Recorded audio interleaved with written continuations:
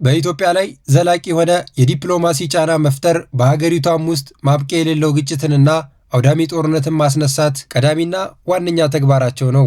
ስለ ሀገር እድገት፣ ስለ ህዝብ መልማት ጨርሶ ግድ የላቸውም። እንዲያውም ሀገር ከምትለማና የህዝቡ ህይወት ከሚቀየር ይልቅ የራሳቸው የግል ኪስ የሚያዳብሩበትና የስልጣን ኮርቻቸውን የሚያደልቡበት ማንኛውንም አጋጣሚ ሁሌ ይመርጣሉ። ምስኪኑ ህዝብ በረሃብና በችግር አለንጋ እያስገረፉ የራሳቸውንና የቅርብ ተባባሪዎቻቸውን የቅንጦት ኑሮ ማመቻቸት ለነሱ አዲስ ነገር አይደለም። ሰዎቹ በምንም አይነት ሁኔታ ህዝባዊ ህሊናና ርህራሄ የሚባል ነገር አልፈጠረባቸውም። የገዛ የገንዘብና የስጋ ዘመዶቻቸው እንዲሁም ልጆቻቸው ከሀገር ውጭ አሸሽተዋል። መሸሻና መደበቂያ በሌለው የድሃው ወጣት ህይወትና ደም ላይ የፖለቲካ ቁማር ይጫወታሉ።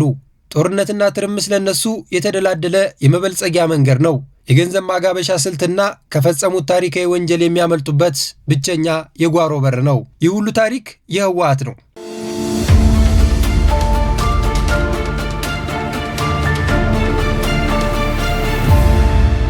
ይቅር የማይባል ከባድ ወንጀልና ሴራ በሀገር ላይ የሚፈጽመው ህዝባዊ ወያኔ ሓርነት ትግራይ ህወሓት አሁንም በዚህ አስነዋሪና አሮጌ የጥፋት ስራው በትጋት እየተንቀሳቀሰ ነው። ይህ ተግባሩ ራሱን ሳይሆን መላው የኢትዮጵያን ህዝብና የሀገር መንግስት በእጅጉ የሚጎዳ እንደሆነ ጠንቅቆ ቢያቅም ህገወጡ ስብስብ ሁሌም ቢሆን የራሱን የጠበበ ፍላጎትና ስግብግብነት እንጂ የህዝቡ ስቃይና መከራ ለአፍታም ቢሆን አስጨንቆት አያውቅም። ይልቁንም ይህ ሁሉ ግፍ ዋነኛ የገቢ ምንጩ የህልውና ማረጋገጫው አድርጎ እየተንቀሳቀሰ ይገኛል።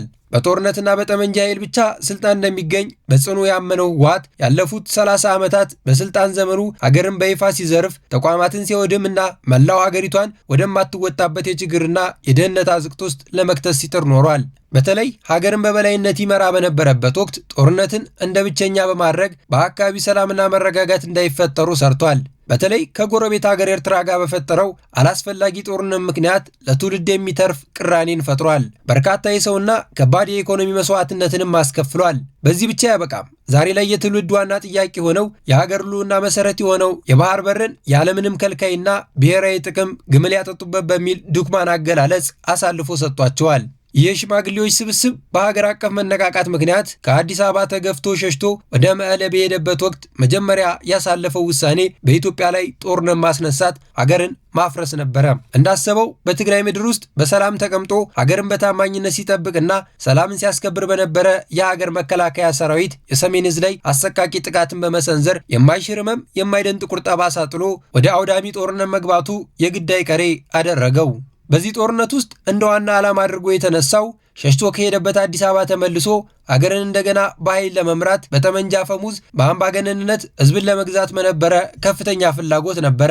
የሚያረጀና የዘመኑ ለውጥ መረዳት ያልቻሉ ሰዎች የጥፋት ሐሳብ ለማሳካትም በርካታ 100,000 ምስኪን ህዝብና ወጣቱ መስዋዕትነት እንዲከፍል ሆኗል። ነገር ግን በዚህ ለኢትዮጵያ ታላቅ የቁስል ጠባሳ ጥሎ ባለፈው ጦርነት ምክንያት የትግራይ ወገኖቻችን በችግርና በደህንነት ሲጎዱ የህወሓት ከፍተኛ አመራሮችና በውጭ ሀገር የሚኖሩ ልጆቻቸው ግን ከጦርነት ስጋት ነፃ ሆነው ህይወታቸውን እየመሩ ይገኛሉ። የጦርነት ነጋሪት እስከ ዛሬ ድረስ የቀጠለ ሲሆን ከሰሞኑ ፓርቲው በርካታ ህገወጥና የውስጥ ስብስቦችን እያካሄደ ባለበት በዚህ ወቅት አዲስ አውዳሚ ጦርነት ሊቀሰቀስ ይችላል ሲል ለዓለም አቀፉ ማህበረሰብ የድረሱልኝ ጥሪውን አቅርቧል።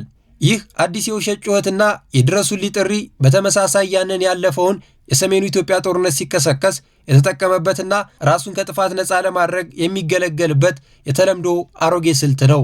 ታዲያ በንጹሐን ወገን ደምና በከባድ ወንጀል እጃቸው የቆሸሸ የሽማግሌዎች ጥርቅም ዛሬም ከፈጸሙት ታሪካዊና ፖለቲካዊ ወንጀል ተምረው ከጥፋታቸው ከመጽዳት ይልቅ በመንግስት ላይ ጣታቸውን መቀሰር የጦርነት ነጋሪቱ አንድ አካል አድርገውታል።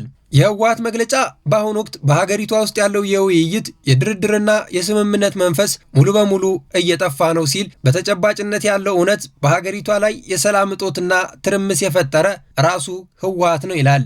የሰሜን ኢትዮጵያ ጦርነት ዛሬ ላይ በይፋ ባይኖርም በአሁኑ ወቅት በሌሎች የሀገሪቱ ክፍሎች ለተፈጠሩ ማንኛውም ግጭቶችና ለመረጋጋቶች ዋነኛ መንስኤ ስለመሆኑ ግን ነጋሪት የማያሻው ሀቅ ነው። የአውዳሚ ጦርነት የጥፋት መረቡ ዛሬ ላይ በሌሎች የሀገራችን አካባቢዎች ጽንፈኛ ኃይሎች እንዲነሳሱና ሀገርን እንዲያምሱ ትልቅ አቅምና መንገድ የሆነው የህወሓት ሴራ ነው። ቡድኑ በአሁኑ ወቅት የትግራይ ወጣቶችን በኃይልና በግዳጅ ከአካባቢያቸው እያፈሰ ለወታደራዊ ግዳጅ በግፍ እየመለመለ ይገኛል። አዳዲስ ወጣቶችን ወደ ማሰልጠኛ ካምፕ በማስገባት ሰራዊት እያሰለጠነ እያስታጠቀ ይገኛል። አዳዲስ የጦር መሳሪያዎችን በጥቁር ገበያ ላይ ከመግዛትና ከማከማቸት አልፎ ከኢትዮጵያ ጎረቤት ሀገራት ጋር ጭምር ህገወጥ የሆኑ ግንኙነቶችንና የደህንነት ሴራዎችን በመቀየስ ላይ ይገኛል። በተጨማሪ የኢትዮጵያ ታሪካዊ ጠላቶችን ፈልጎ በመደገፍ መረጃዎችን አሳልፎ በመስጠትና በማስታጠቅ የማይታረም ህገወጥና አገርን አፍራሽ ስራውን እየሰራ ይገኛል።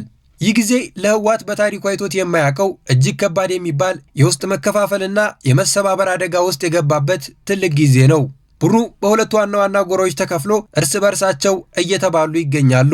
በዶክተር ደብረጽዮን ገብረ ሚካኤል የሚመራው የህወሓት ቡድንና ህወሓት ራሱ ክልሉም ጊዜያዊ በሆነ መልኩ እንዲያስተዳድር በመረጠውና በተዋቀረ ጊዜ አስተዳደር መካከል መከፋፈልና ሽኩቻዎች ነግሰውበታል።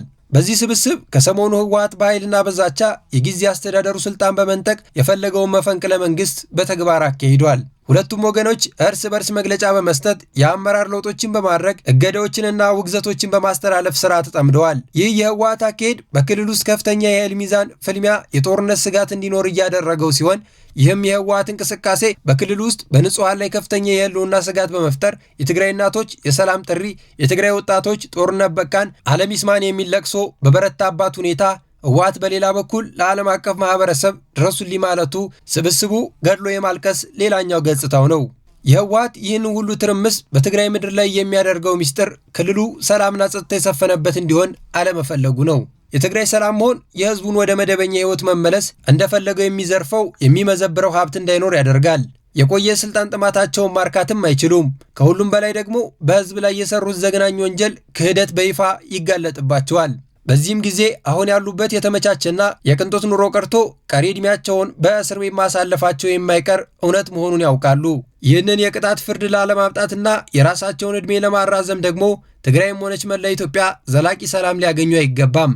ህወሓት በአሁኑ ወቅት የውስጥ ህልውናና አንድነቱን የመጠበቅ የክልሉን አንጻራዊ ሰላም የማስጠበቅና ከትግራይ ጊዜ አስተዳደር ጋር ያለውን የፖለቲካዊ ስልጣን ፉክክር የመምራት ምንም አይነት ሞራላዊ አቅምም ሆነ ህጋዊ ስልጣን የለውም። ምክንያቱም ፓርቲው በኢፌዴሪ ምርጫ ቦርድ ህጋዊ እንዳልሆነ በይፋ ተረጋግጧል። ህጋዊ ሰውነቱን ሙሉ በሙሉ የተነጠቀና የተሰረዘ ስብስብ ነው። ይህ ደግሞ ህጋዊ ያልሆነ በህግ የተሰረዘ ፓርቲ በምንም አይነት መስፈርት ክልል መምራትና ማስተዳደር ቀርቶ የአደባባይ መግለጫ የመስጠት መብት እንዳይኖረው ያደርጋል። ህወሓት በትግራይ ምድር እያደረገ ያለው እንቅስቃሴ ከዚህ ህጋዊ አሰራር ጋር ፍጹም የተለየና ያፈነገጠ ነው። እንደ አንድ ህጋዊ ፓርቲ ክልሉን በኃይል በጉልበትና በጠመንጃ ፈሙዝ የማስተዳደር እንቅስቃሴ ላይ ይገኛል። ይህ ደግሞ እጅግ ህገ ወጥ በመሆኑ በሀገሪቷ ውስጥም ሆነ በዓለም አቀፍ ህግ ደረጃ ፓርቲው አመራሮቹ በከባድ ወንጀል የሚያስጠይቅና የሚያስወነጅላቸው ትልቅ ተግባር ነው።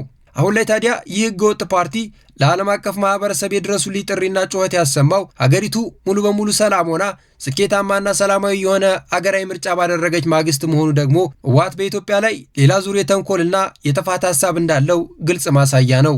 ይህ ህገወጥ ቡድን በተለያዩ የታሪክ አጋጣሚዎች ሁሉ ኢትዮጵያ ሰላማዊ እንቅስቃሴ ስታደርግና ወደ ከፍታዋ ስትጓዝ ማደናቀፍ ቀዳሚና ዘላቂ ስራው ነበረ። ለዚህ ነው አሁን ኢትዮጵያ በሰላምና በታላቅ ስኬት ያጠናቀቀችው ሀገራዊ ምርጫና የህዝብ አንድነትን ለማደናቀፍ በማሰብ አዲስ የጥፋት ሴራ በኢትዮጵያ ላይ ሌት ተቀን እየሸረበ ያለው። ነገር ግን ይህ የሽማግሌዎች ስብስብ አሁንም ከገባበት የፖለቲካ እንቅልፍና ቅዠት አልነቃም።